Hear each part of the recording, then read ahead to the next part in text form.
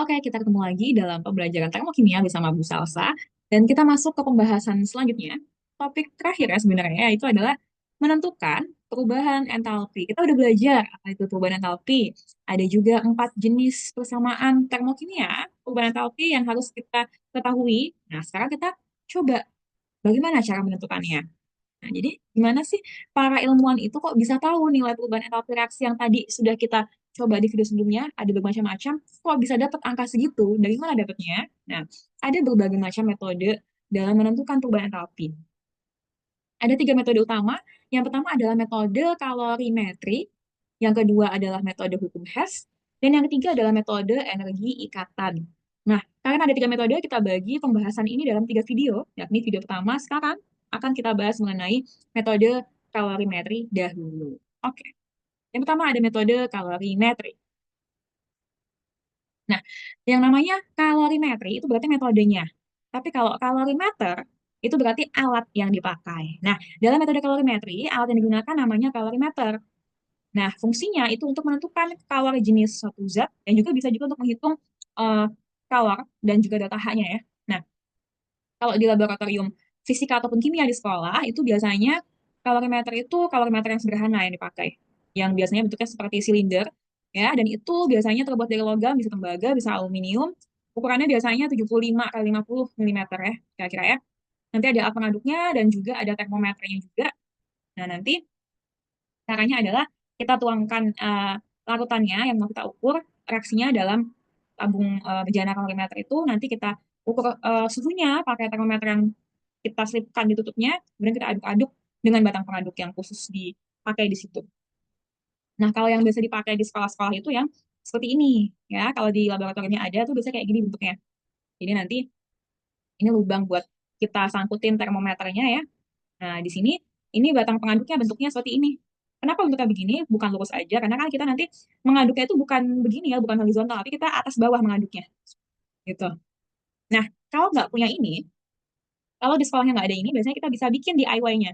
Bisa yang ini, bisa yang ini. Jadi nanti caranya adalah gelas plastik atau gelas styrofoam.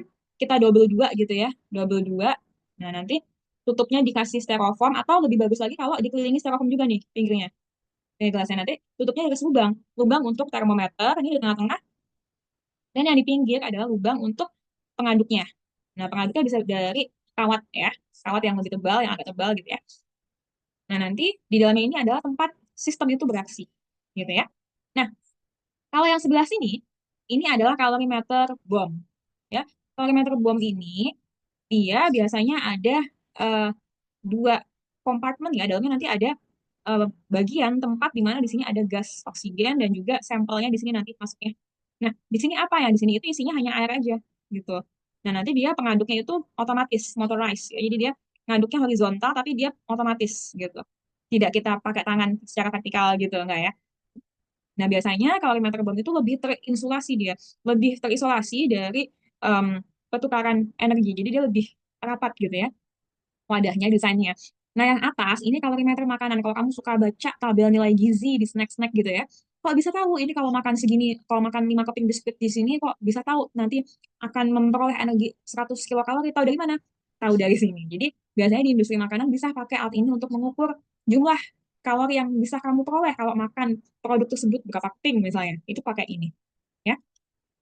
Nah, satu persatu kita bahas yang paling penting adalah kalorimeter sederhana karena ini pasti bisa ketemu di sekolah ataupun bikin sendiri di DIY juga bisa. Kita cerita kalorimeter sederhana itu ya reaksinya itu adalah biasanya penetralan dan juga pelarutan. Penetralan tuh misalnya ada asam sama basa gitu. Misalnya kemarin kita coba NaOH terus ditambah HCl, ini penetralan, nanti hasilnya di NaCl ditambah H2O. Atau pelarutan. Kalau pelarutan itu misalnya kamu melarutkan aja NaOH yang bentuknya padat dilarutkan dalam air ya. Nanti jadi NaOH yang bentuknya adalah larutan atau aqueous. Nah, 2 macam reaksi ini biasanya terjadi. Dan nanti cara menghitungnya adalah cara menghitung Q reaksi adalah dengan cara minus ya, ada minusnya dalam kurung Q sistem berarti Q reaksinya ini ya, ditambah Q kalorimeter. Nah, ini ntar ada lagi di datanya. Kalorimeternya berapa Q-nya. Nah, sekarang kalorimeter bom. Kalau kalorimeter bom itu sifatnya lebih teliti ya. Dan sistem itu benar-benar dalam keadaan terisolasi. Ini lebih terisolasi dibandingkan kalorimeter yang sederhana. Tapi biasanya digunakan untuk menentukan perubahan entalpi dari reaksi yang melibatkan gas gitu. Jadi reaksi ini biasanya reaksi yang melibatkan gas. Misalnya reaksi pembakaran misalnya. Itu kan akan melibatkan gas oksigen ya sebagai reaktannya. Nah, bisa kita pakai kalorimeter bom. Nah, rumusnya beda. Kalau tadi kan reaksi di sininya ada ki larutan ya. Karena ini reaksinya melibatkan gas dan di sini nggak ada larutan di sini, jadi ini hanya air aja gitu ya. Sampelnya di sini, tapi yang kita ukur di sini kan ki airnya ya. Jadi di sini kita masukkan ki air dengan ditambah ki kalorimeter sama ada minusnya juga. Kalau kita simpulkan perbedaannya seperti ini. Dari fungsinya, kalau yang sederhana untuk penetralan dan pelarutan, kalau yang bom reaksi pembakaran.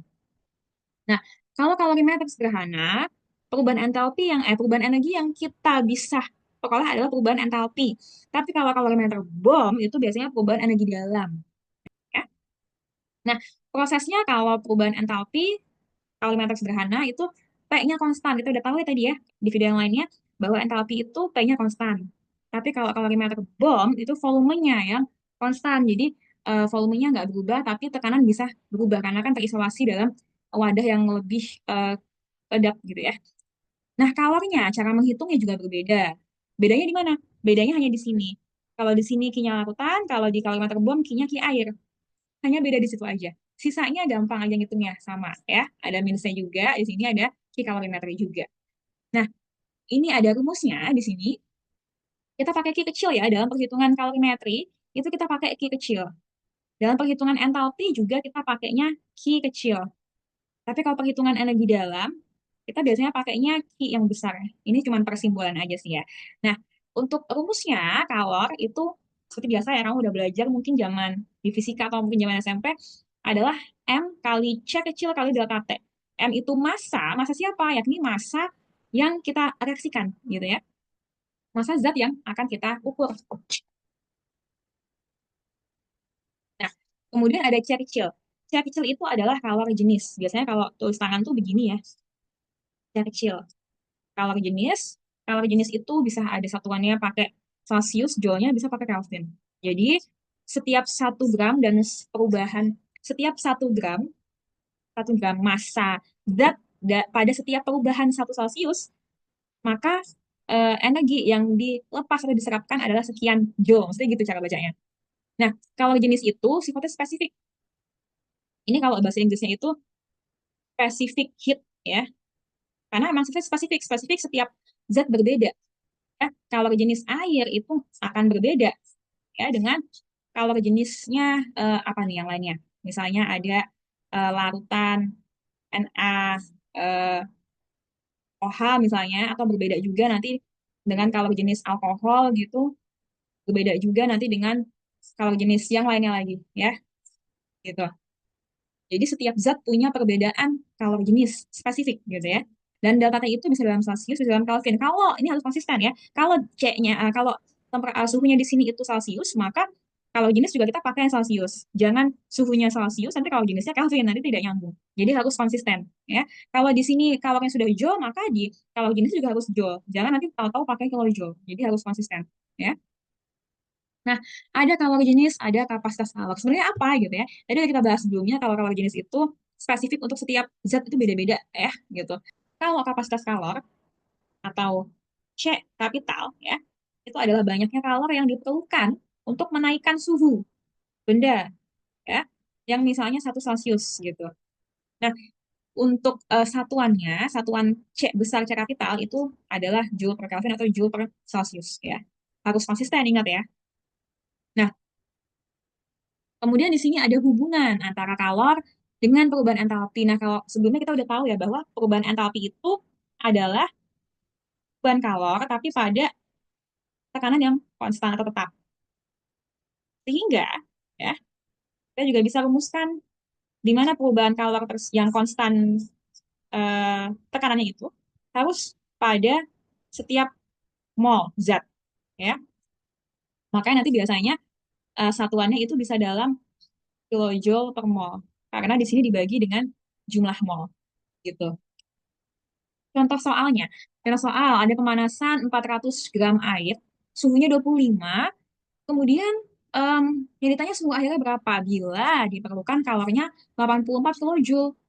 Nah, diketahui kalori jenis air itu 4,2 Joule per gram Celcius. Jadi tinggal kita masukkan aja ke dalam rumus Q sama dengan MC delta T. Tapi ingat di sini, kalori jenis di sini adalah dalam bentuk joule. Sedangkan Q yang diketahui di soal itu kilojoule. Jadi kita ubah supaya jadi joule juga. Bu, kenapa nggak kalori jenisnya aja yang diubah dari joule jadi kilojoule? Tidak. Kenapa? Karena mengubah di sini itu akan lebih sulit dan tidak efisien ya. Dan juga akan memakan lebih banyak waktu gitu ya. Lebih baik kita mengubah di Q-nya saja di sini. Sehingga nanti 84.000 joule sama dengan 400 gram kali 4,2. Nah, kali data T-nya berapa? Nanti dapat data T-nya sekian, baru nanti dicari T akhirnya. Karena hitanya kan T setelah pemanasan, berarti T akhir. Nanti dapat 75 Celcius. Oke, itu contoh soal yang pertama, yang simpel. Ya. Yang contoh soal pertama ini hanya air aja, jadi belum ada reaksinya. Bagaimana bila ada reaksi seperti ini? Pencampuran HCl dan NaOH ini seperti yang kita lakukan pada percobaan di kelas ya. Jadi kita nyampurin HCl dan NaOH, kemudian kita ukur suhunya, kemudian kita hitung kalorinya. Gitu. Nah, pertama kita harus data dulu nih. Kita punya data apa aja kita catat gitu ya. Nah, di sini kan ada keterangan HCl 1M, NaOH 1M. 1M itu apa sih sebenarnya? 1M itu konsentrasi. Ya, konsentrasi. Artinya, ya, konsentrasi HCl ini adalah satu molaritas. Yang NaOH juga satu molaritas. Nah, kemudian, karena sudah ada suhu awal dengan suhu akhir, kita bisa cari ini data T-nya adalah 6,5 Celsius ini udah temu data T-nya.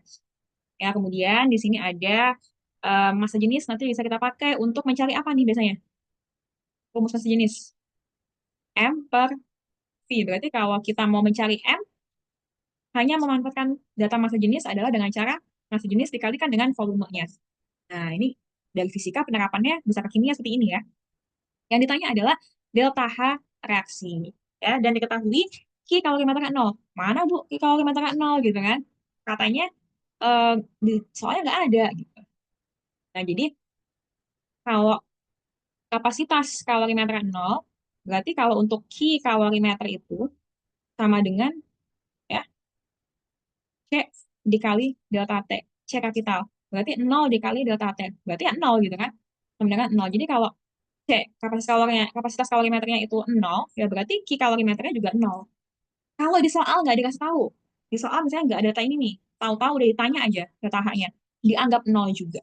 Ya, gitu. Sekarang kemudian, gimana cara jawabnya? Pertama, kita bisa cari dulu em, sebenarnya ini nggak mutlak jadi langkah pertama ya. Ini bisa di langkah yang setelahnya juga boleh gitu. Tapi yang kamu perlu tahu adalah kenapa kita harus mencari mol atau N kecil dari NaOH dan HCl. Karena nanti dalam reaksi ini ya, ini kan 0,1 mol. Ya.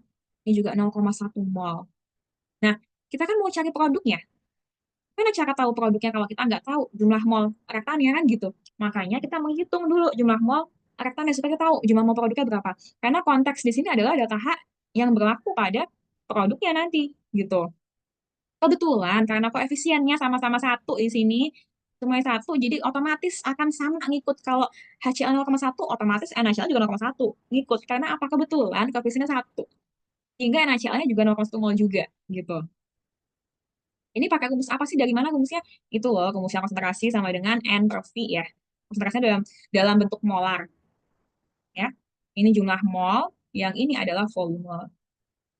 Nah, volumenya harus liter sehingga kalau di sini ada volumenya 100 mili, maka kita ubah jadi liter. Makanya di sini dia 0,1 begitu ya. Nah, terus gimana cara menentukan massa larutan? Karena kan di rumusnya kan M kali C kali delta T ya kan? Ini massa dapat dari mana? Dapat dari tadi rumus yang massa jenis tadi. Sehingga nanti kita kalikan dengan massa jenis jadinya 200 gram. Nah, dapat nih. Nah, kemudian langkah selanjutnya adalah menentukan Q reaksi. Pertama, karena dia itu kalorimeter sederhana ya, dan itu reaksinya penetralan, HCl dengan NaOH, maka kita pakai rumus kalorimeter sederhana, yakni min Q larutan ditambah Q kalorimeter. Q kalorimeter kan tadi sudah 0 ya, jelas 0. Berarti tinggal cari Q larutan aja. Q larutan pakai rumus yang biasa, MQ delta T. Masukin M-nya di 200 gram, ini 4,2 tadi kalau jenis airnya ya. Kemudian delta T itu 6,5. yang sudah kita hitung di awal, dapat dihitung 5460 Joule. Nah, ini kita jadikan kilojoule, ya. Karena umumnya untuk delta H ini umumnya dalam satuan kilojoule, ya. Tapi ini baru Q-nya saja, ini baru Q saja, Q reaksi. Belum delta H. Kenapa? Karena delta H itu di sini adalah untuk setiap 1 mol yang kita mau, kan rumusnya Q per N. Kalau yang ini, min 5,46, ini adalah untuk 0,1 mol. Kok 0,1 mol, Bu? Ya, lihat aja di reaksinya. Reaksinya ini kan dia 0,1 mol. Dalam konteks reaksi ini menghasilkan produk NaCl 0,1 mol. Berarti hasil 5,46 kilojoule ini terjadi pada setiap 0,1 mol NaCl. Nah, berarti kalau 5,46 ini untuk 0,1 mol, berapa kalau untuk 1 mol? Karena kita inginnya 1 mol nih. Tinggal dibagi aja kan, berarti Q-nya dibagi N-nya. Jadinya dapat 54,6 kilojoule per mol. Nah, dapat deh hasil delta H-nya adalah minus 54,6 kilojoule per mol. Kira-kira seperti itu untuk perhitungan metode kalorimetri. Ada latihan soal kalorimetri bisa dicoba dulu sendiri di rumah supaya memperlancar kemampuan kamu. Oke, sampai di sini video untuk yang metode kalorimetri. Sampai bertemu di video selanjutnya dalam metode yang lainnya.